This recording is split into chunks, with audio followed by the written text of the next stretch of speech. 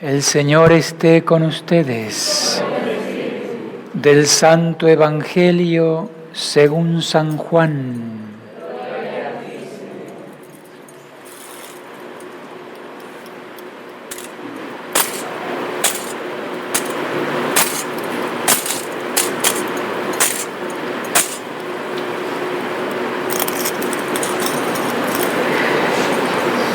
En aquel tiempo, Jesús se retiró al monte de los Olivos y al amanecer se presentó de nuevo en el templo, donde la multitud se le acercaba, y él, sentado entre ellos, les enseñaba.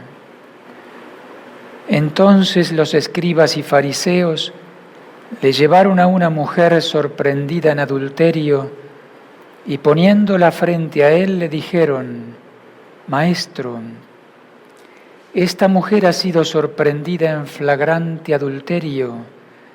Moisés nos manda en la ley apedrear a estas mujeres. ¿Tú qué dices? Le preguntaban esto para ponerle una trampa y poder acusarlo. Pero Jesús se agachó y se puso a escribir en el suelo con el dedo. Como insistían en su pregunta, se incorporó y les dijo: aquel de ustedes que no tenga pecado, que le tire la primera piedra.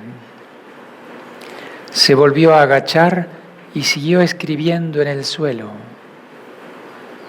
Al oír aquellas palabras, los acusadores comenzaron a escabullirse uno tras otro, empezando por los más viejos, hasta que dejaron solos a Jesús y a la mujer que estaba de pie junto a él.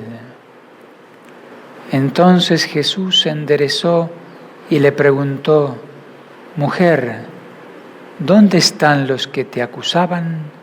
¿Nadie te ha condenado? Ella le contestó: Nadie, Señor. Y Jesús le dijo: Tampoco yo te condeno. Vete y ya no vuelvas a pecar. Palabra del Señor. Gloria a ti, Señor Jesús. Gracias. En el nombre del Padre, y del Hijo, y del Espíritu Santo. Amén. Hermoso el Evangelio que nos toca meditar en este quinto domingo de Cuaresma, que ya es el último de la Cuaresma antes del Domingo de Ramos. Aquella mujer adúltera, condenada por su pecado, que el Señor la perdona. El Evangelio comienza diciendo: en aquel tiempo, etcétera. ¿Dónde ubicamos este hecho en la vida de Jesús? Hacia el final, ¿no? Ya estamos a días de la crucifixión. Por eso la Iglesia especialmente pone este Evangelio ya al final de la Cuaresma, próximos ya a celebrar la Semana Santa. Eran días antes en los cuales Jesús había ido a Jerusalén, como muchos peregrinos que iban para la Pascua, preparándose para la gran fiesta de la Pascua, y el Señor todos los días iba al templo a enseñar. Se reunía una gran multitud y allí el Señor, con mucha paciencia, con sabiduría, enseñaba a la multitud. Solía pasar la noche en Betania, en casa de Lázaro, que estaba cerquita de Jerusalén, y en esta ocasión dice el Evangelio que Jesús se retira al Monte de los Olivos. Después de pasar una jornada ahí en el templo con la gente, se retira al Monte de los Olivos. El Monte de los Olivos, que es el Huerto de los Olivos, está bien cerquita de Jerusalén. Los que hayan visitado por allá recordarán, es más o menos 1 kilómetro de la ciudad. Se baja está el torrente Cedrón y luego está el huerto de los olivos. Como si bajáramos aquí, volviéramos a subir hacia el santuario, pero un poquito más distante. Y el Señor se retiró al monte de los olivos y al amanecer se presentó de nuevo en el templo. Podemos ver que el Señor pasó la noche en oración. Solía ir frecuentemente el Señor al huerto de los olivos a orar. Pasó toda la noche en oración. Especialmente lo hacía antes de momentos muy importantes en su vida. Pasó la noche en oración antes de elegir a sus apóstoles. Lo veremos en unos días en el huerto de los olivos antes de ser prendido, ¿no?, y condenado a muerte. Allí, cuando llega a sudar sangre y hace aquella oración conocida, hágase Señor tu voluntad y no la mía. Pues en esta ocasión el Señor pasó allí la noche en oración, preparándose para los misterios que se avecinan. Y al amanecer vuelve nuevamente al templo, donde la multitud se le acercaba y él, sentado entre ellos, les enseñaba. Y allí aparecieron los escribas y los fariseos, planteándole una situación, haciéndole una pregunta y presentándole a una mujer sorprendida en adulterio. Dice el Evangelio que le preguntaron, esta pregunta que vamos a hacer ahora, le preguntaban esto para ponerle una trampa y poder acusarlo. O sea que se acercaron a Jesús no para cumplir la ley que supuestamente condenaba a una mujer adúltera a la muerte, sino para condenar a Jesús, para tenderle una trampa. Los escribas y fariseos, aquellos conocedores de la ley, estudiosos de la ley de Moisés, enseñaban la ley al pueblo. Los fariseos eran los observantes de la ley, los que supuestamente eran observantes de la ley, santos, cumplían absolutamente todo, pero con un corazón torcido, ¿no? Llenos de odio, llenos de envidia. Ya hacía tiempo que venían buscando algo para acusar al Señor y matarlo. Ya habían decidido la muerte del Señor, pero no tenían de dónde agarrarse. Y en esta ocasión sabían perfectamente dónde conseguir esa mujer y la arrastraron delante del Señor, toda la multitud, y hemos sorprendido a esta mujer en adulterio. La ley de Moisés manda a apedrear a esta clase de mujeres. ¿Tú qué dices? ¿Dónde está la trampa? Si el Señor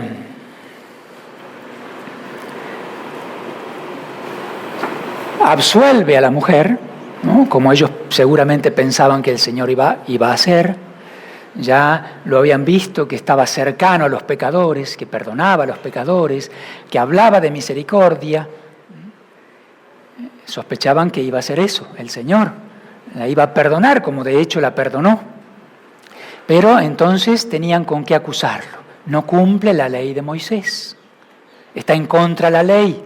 Entonces podían acusarlo a él de muerte también. La ley allí era bien clara. El Señor, a través de esa ley, quería extirpar el pecado del pueblo y llevar a ese pueblo a una vida de santidad. Había leyes duras como esta. Ellos estaban llenos de soberbia y seguramente la soberbia es peor que el adulterio, ¿no? Ellos eran peores que la mujer pecadora. Aquí la utilizaban, la querían utilizar para condenar al Señor. Y si el Señor la condenaba a muerte, que muera apedreada, pues se iba a contradecir a sí mismo, iba a perder autoridad ante la multitud. Todos se acercaban a él especialmente porque veían en él lo que no veían en los fariseos, el amor, la misericordia, sin dejar de cumplir la ley, hasta el más mínimo detalle. El Señor cumplió con todos los mandatos de la ley, pero a la vez era la misericordia, el amor de Dios visto en una persona. Perdonaba a los pecadores, ¿no? Llamaba, comía con ellos. Se escandalizaban los fariseos permanentemente por esa actitud de misericordia. Los fariseos eran incapaces de mirar con misericordia, con amor a alguien, y a la vez se creían puros y estaban llenos de pecados por dentro.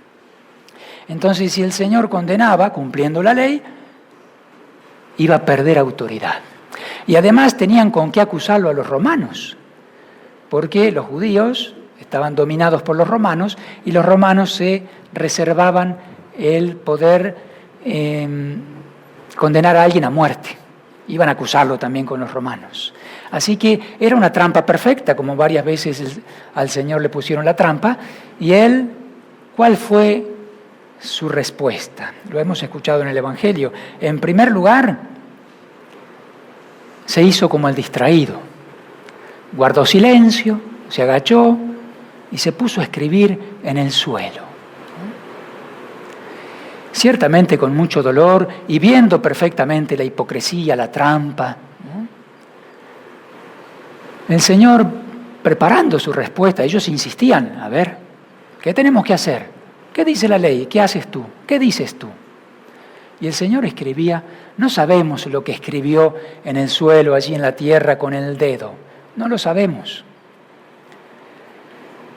Algunos dicen que pudo haber escrito algunos pecados de los presentes, ¿no? Que lo entendían perfectamente aquellos que estaban acusando, como diciendo, Él sabe lo que yo soy. Sea lo que sea, bueno, San Ambrosio dice algo muy interesante, comentando este Evangelio, dice, ¿qué escribía el Señor en el suelo? Probablemente esto, dice San Ambrosio, te fijas en la basurita que tiene tu hermano en el ojo y no reparas en la viga que llevas en el tuyo. Aquella enseñanza de Jesús, primero hay que fijarse en sí mismo antes de querer corregir o ver el defectito, grande o pequeño, pero del prójimo. Tienes una viga en el tuyo. Eso dice San Ambrosio. Escribía en el suelo con el dedo, con el mismo dedo que había escrito la ley, haciendo referencia a la ley de Moisés. Los pecadores serán escritos en el los pecadores serán escritos en el polvo, los justos en el cielo, como se dijo a los discípulos, estad alegres porque vuestros nombres están escritos en el cielo. Sea lo que sea, el Señor estaba allí escribiendo en el suelo, ellos insistieron y el Señor da esa respuesta magnífica, llena de su sabiduría. El que esté sin pecado, que tire la primera piedra. Lo que hace el Señor es cambiar la óptica. Ellos veían el pecado del prójimo, en concreto de esta mujer, el que esté sin pecado, que tire la primera piedra. Hizo que se volvieran a sí mismos, que se miren primero a sí mismos. En este sentido tiene razón San Ambrosio cuando dice, seguro que escribía, ¿no? Fíjense primero en la viga que tienen en el ojo y después vean a los demás. El que esté sin pecado, que tire la primera piedra. ¿Qué significa esto? En primer lugar, Jesús sale victorioso de esa trampa que le tendieron. Primero, no va contra la ley. No va contra la ley. La ley es santa, la ley viene de Dios. El Señor ha cumplido la ley y le ha enseñado la ley, pero en realidad viene a perfeccionar la ley. Viene a dar plenitud a la ley. Entonces, no va contra la ley. No dice, no, esa ley es muy dura, esa ley es mala. No va contra la ley. Reafirma la gravedad del pecado. El adulterio es un pecado grave que ofende mucho a Dios y que merece no solo la muerte, sino que merece el infierno. Eso es el pecado grave. El Señor reafirma esa verdad. La verdad es la verdad. El pecado es pecado y el pecado tiene gravedad. Pero el amor triunfa sobre el pecado. En segundo lugar, el Señor, que es lo que quería su corazón misericordioso, absolver, perdonar a la mujer pecadora, que la estaban utilizando. triunfa ahí la misericordia. Cuando se van todos, mujer, ¿dónde están tus acusadores? ¿Nadie te ha condenado? No, Señor. Yo tampoco te condeno. Vete y no peques más. Absuelve a la pecadora, ciertamente que esa pecadora se convirtió totalmente y dejó de pecar. Y no peques más, ¿no? Ahí está la conversión total. Ahí vuelve el Señor a reafirmar el pecado. No es decir como a veces se dice, no pasa nada, sigue haciéndolo nomás, no pasa nada, no es tan grave. El Señor afirma la gravedad. Vete, no peques más. Te puede suceder algo peor, que es el infierno, ¿no? Peor que la muerte física. Y logra también el Señor, en tercer lugar, confundir la maldad, la soberbia de los acusadores, de los escribas y fariseos. Quedan confundidos, quedan callados, con más odio, con más bronca. Ya lo vamos a agarrar, ¿no? Como de hecho después lo hicieron con trampa también. El Señor, con esa respuesta magnífica, logra eso.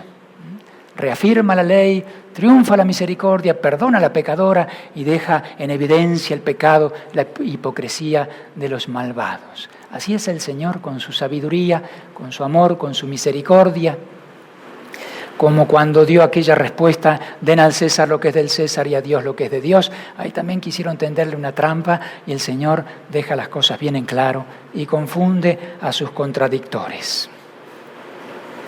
Jesús, repito, logra que los acusadores vuelvan sobre sí mismos, se miren a sí mismos. ¿Qué es lo que tenemos que hacer? Muchas veces caemos en la crítica, en el juicio hacia el prójimo. Vemos el defecto, grande o pequeño, verdadero o falso, vemos al prójimo y somos ciegos para nosotros mismos, que tenemos a veces una viga o a veces lo que sea. Primero hay que trabajar en sí mismo. La Cuaresma es eso, un tiempo de gracia para convertirse y ser exigentes consigo mismo, para poder ser misericordiosos con los demás. Nosotros muchas veces somos al revés, somos duros con el prójimo y con nosotros somos muy indulgentes. Nos damos permisos para pecar. Y duros con el prójimo, es al revés. La enseñanza de Cristo y del Evangelio, como hacían los santos, consigo mismos eran exigentísimos y con el prójimo indulgentes, misericordiosos. El pecado es pecado, hay que llamar las cosas como son, pero amor al pecador para que se convierta, tratar de salvarlo, de rescatarlo. Eso sirve mucho para los misioneros. Aquí está todo el grupo de los misioneros, ¿verdad?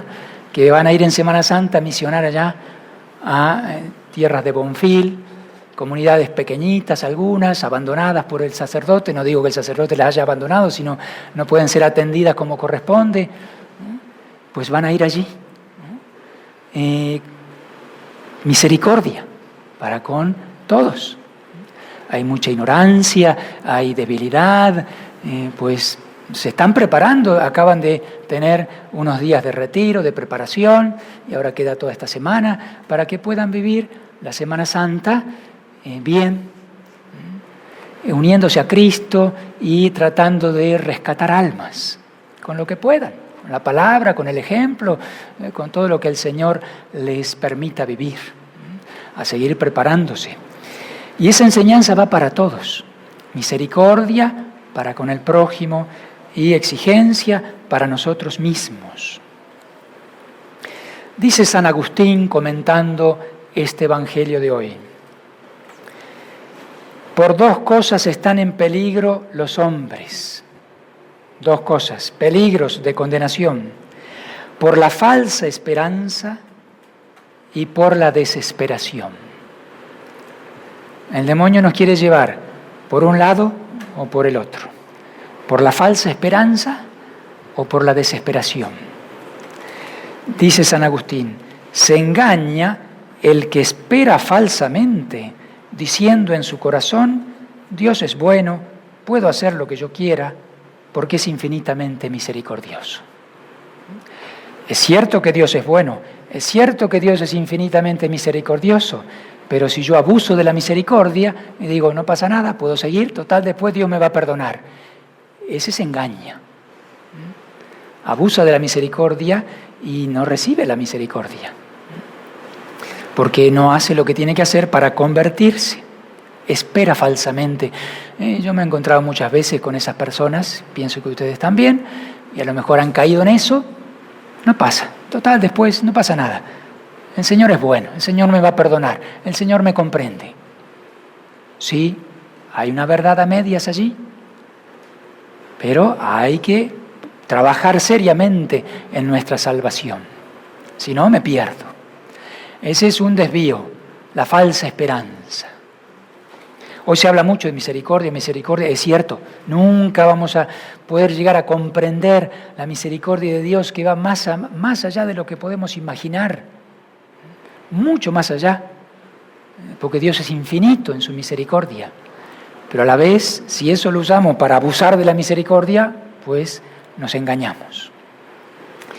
Por un lado eso, y por otro lado, por otro error, es la desesperación. Dice San Agustín, se engaña también aquel que habiendo caído en pecado grave, cree que ya no hay perdón para él, aunque se arrepienta. También me he encontrado muchas veces con personas que toman conciencia de sus crímenes, de sus pecados, y dice, yo no puedo, Dios no me puede perdonar. También es un pecado contra la misericordia, ¿no? Pensando que el amor de Dios es pequeño. No hay pecado que Dios no pueda perdonar. El pecador más grande del mundo, si se arrepiente y se convierte, pues recibe el perdón de Dios. No hay lugar para la desesperación.